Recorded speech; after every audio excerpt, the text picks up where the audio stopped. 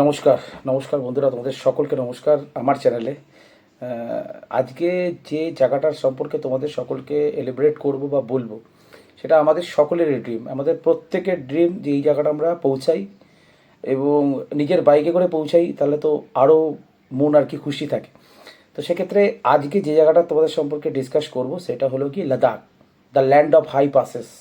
শুনেই না কথাটা কীরকম মনে জোশ চলে আসছে না যে লাদাখ যাব। কিন্তু অবশ্যই একটা জিনিস মনে রাখতে হবে, জোশের সঙ্গে হোশ কিন্তু বজায় রাখতে হবে। এবং একটা বাইক নিয়ে যদি প্রপার প্ল্যানিং তোমার মধ্যে না থাকে, তাহলে কিন্তু তোমরা এই ট্যুরটা পুরোপুরিভাবে কমপ্লিট করাটা খুবই difficult. Proper road guide, road map যদি তোমার কাছে একটা স্বচ্ছ ধারণা থাকে এবং প্রপার প্ল্যানিং থাকে, তাহলে কিন্তু এই জার্নিটা খুবই ইজিলি করা যায় এবং সুন্দরভাবে রিটার্নও করা যায়। আমার বেসিক্যালি বাড়ি হচ্ছে কলকাতা, তো কলকাতা থেকে কলকাতা অবধি যাওয়া ও আসার রাস্তা নিয়ে এবং রোডের কন্ডিশন যে কেমন কী আছে সেটা নিয়ে তোমাদের সঙ্গে ডিসকাস করছি। তো শুরু থেকে ভিডিওটা শেষ অবধি প্লিজ কন্টিনিউ করো। আমি বলবো না তোমাদের লাইভ শেয়ার সাবস্ক্রাইব করো, প্রয়োজন নেই।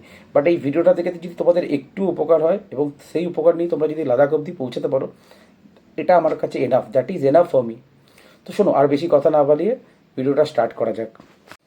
যেহেতু আমি কলকাতা থেকে বিলং করি, তো আমি তোমাকে কলকাতা থেকে রুট ম্যাপটা বলছি এবং তোমরা যে যে শহর থেকে বিলং করো তারা সেখান থেকে মোটামুটি দিল্লি অবধি পৌঁছাবে। দিল্লির রাস্তা তো সকলের কাছেই পরিষ্কার এবং ম্যাপসে দিলে তোমরা এমনিতেই পৌঁছে যেতে পারবে দিল্লি অবধি। তো আমি যেহেতু কলকাতা থেকে বিলং করছি, সেই জন্য আমি তোমাকে কলকাতা থেকে দিল্লি অবধি পৌঁছানোর রুটটা বলে দিচ্ছি এবং দিল্লি থেকে সকলেই সমান হয়ে যাবে। তো প্রথম দিন কলকাতা থেকে যে রুটটা তোমাদের নেওয়া উচিত সেটা হলো কি কলকাতা, ধানবাদ, ঔরঙ্গাবাদ ও বারাণসী। এই যে স্ট্রেচটা, এই স্ট্রেচটার টোটাল ডিস্টেন্স মোটামুটি 700 থেকে 720 কিলোমিটার এবং রাস্তা কিন্তু মোরালেস খুবই ভালো। 90 to 95% রাস্তা খুব ভালো, খুব অল্প জায়গায় ডাইভারশন আছে, রাস্তার কন্ডিশন খুব ভালো। এবং আরেকটা জিনিস তোমাদের শুরুতেই বলে রাখি আমি, যে তোমরা যখন এই রোডে ট্রিপে বেরোবে তখন কিন্তু চেষ্টা করবে যেখানে তোমরা হল্ট করছো তার কিন্তু মোটামুটি হাইওয়ের 1 কিলোমিটার রেডিয়াসের মধ্যেই তোমরা যাতে তোমাদের হোটেলটা নিতে পারো। কেন বলো তো, যদি 4-5 কিলোমিটার ভেতরে চলে যাও এবং মনে করো যে 4-5 কিলোমিটার ভেতরে গিয়ে তোমরা 400-500 টাকা হয়তো বাঁচিয়ে নেবে, কিন্তু সকালবেলা যখন ওই 5 কিলোমিটার বা 6 কিলোমিটার স্ট্রেচটা তোমাদের নিতে হবে, সেটা কিন্তু খুবই ডিফিকাল্ট। তো ডে ওয়ানে তোমরা পৌঁছালে হচ্ছে বারাণসী, যার রাস্তার ডিস্টেন্স মোটামুটি 700 থেকে 720 কিলোমিটার অবধি। এবং ডে টুতে এবং রোড থাকবে হচ্ছে NH-19। এবং ডে টুতে তোমরা যাবে হচ্ছে বারাণসী টু লখনৌ হয়ে আগ্রা, সেকেন্ড ডের হল্ট হচ্ছে আগ্রাতে। এবং এর রাস্তার স্ট্রেচ হচ্ছে মোটামুটি 650 থেকে 700 কিলোমিটারের কাছাকাছি। এবং সেক্ষেত্রে রোড তোমাদের নেওয়া উচিত আমার মনে হয়, এক হচ্ছে পূর্বাঞ্চল এক্সপ্রেসওয়ে আর সেকেন্ড হচ্ছে আগ্রা লখনৌ এক্সপ্রেসওয়ে। এই দুটো খুবই ভালো রাস্তা, এই দুটো রাস্তা নিয়ে তোমরা আগ্রা অবধি পৌঁছে যাবে। এখানে একটা জিনিস মনে করিয়ে দিই তোমাদেরকে, তোমরা যখন পূর্বাঞ্চল এক্সপ্রেসওয়েতে উঠবে, ঢোকার সময় কিন্তু তোমাদের একবার রিং রোড হয়ে যখন তোমরা ঢুকবে, তখন ঢোকার সময় কিন্তু তোমাদের একটা টোল ট্যাক্স কাটতে হবে। বেসিক্যালি পার কিলোমিটার ওরা 1 টাকা করে নেয়, মানে যা টোটাল কিলোমিটার ডিস্টেন্স তুমি কভার করবে 1 রুপিস পার কিলোমিটার। এখন জানি না, হয়তো চেঞ্জ হতে পারে, 19-20 ফারাক হবে হয়তো, কিন্তু এইটা মাথায় রাখবে। এবং যে স্লিপটা তোমাদের দেবে, এই স্লিপটা কিন্তু তোমরা অবশ্যই তোমাদের কাছে রাখবে, কারণ পরবর্তী জার্নিতে যেখানে তোমাদের নেক্সট টোল প্লাজা পড়বে সেখানে কিন্তু স্লিপটা চেক করবে, যদি মিস করে ফেলো আবার নতুন করে টোল কাটতে হবে। তো এটা তোমাদের ট্যাঙ্ক ব্যাগে রিজার্ভ করে রাখো, যখন যেখানে রিকোয়ারমেন্ট থাকবে তখন তোমরা সেখানে দেখাতে পারবে। হ্যাঁ, ডে 3 জার্নি হবে আগ্রা, দিল্লি, চণ্ডীগড়। চণ্ডীগড়ে তোমাদের ব্রেক হবে। এই রাস্তার স্ট্রেচ কিন্তু 500 থেকে 550 কিলোমিটারের মধ্যে।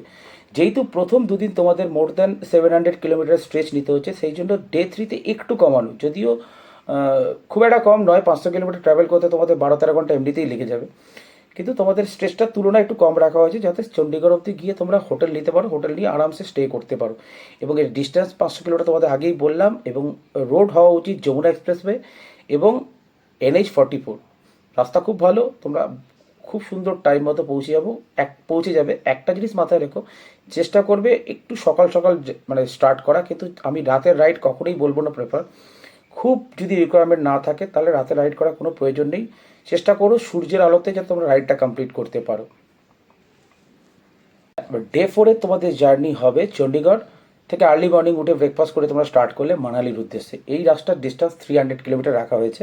বেসিক্যালি 300 কিলোমিটার রাখার কারণ তোমরা ধীরে ধীরে চণ্ডীগড় থেকে যখনই মানালির দিকে যাবে, তোমরা কিন্তু অল্টিটিউড ধীরে ধীরে গেইন করা শুরু করবে। যেহেতু তোমরা লে হাইওয়ে দিয়ে যাচ্ছ, মানালি লে হাইওয়ে দিয়ে যাবে, তার জন্য কিন্তু অল্টিটিউড খুব ফাস্ট গেন করতে হবে। এটাই যদি তোমরা শ্রীনগর হয়ে ঢুকতে, সেক্ষেত্রে অল্টিটিউড কিন্তু ধীরে ধীরে গেন করতে হতো। কিন্তু এই রোডে যাওয়ার জন্য তোমাদের কিন্তু অল্টিটিউড খুব ফাস্ট গেন হবে। তাই জন্য আমরা বলবো যে মানালিতে যাও। আর 300 কিলোমিটার ট্রাভেল মোটামুটি 6 সাড়ে 6 ঘন্টাতে হয়ে যাওয়া উচিত। পৌঁছাও, আর্লি আর্লি স্টার্ট করো, মোটামুটি 1টা 1:30 2টোর মধ্যে পৌঁছাও। লাঞ্চ করো, লাঞ্চ করে মানালির মল রোড ঘোরো, রিল্যাক্স করো, রিল্যাক্সে থাকো। তাড়াতাড়ি খাওয়া দাওয়া করে শুতে চলে যাও, কারণ পরের দিন সকাল থেকে তোমাদের লাদাখের জন্য আসল জার্নি শুরু হবে। রাস্তা ভালো, যেহেতু পাহাড়ি রাস্তা, খুব বেশি স্ট্রেস নিয়ে চালানোর প্রয়োজন নেই। প্রথম দিন পাহাড়ে উঠছো, একটু পাহাড়ের কার্ভগুলোকে লক্ষ্য করে ওঠো, একটু বড় করে স্টিয়ারিং কেটে ওঠো। কাউন্টার স্টিয়ারিংটা একটু বড় করে কাটো, যার ফলে যদি খুব ছোট জায়গায় কাটো, সেক্ষেত্রে গ্র্যাভিটেশন ফোর্সের জন্য তোমরা পড়ে যেতে পারো। এগুলো একটু ছোটো ছোটো জিনিস মাথায় রাখো, রেখে তোমরা মানালিতে পৌঁছাও, এনজয় করো, এবং তারপরের দিন থেকে তোমার মানালি থেকে পরের যাত্রা শুরু হবে।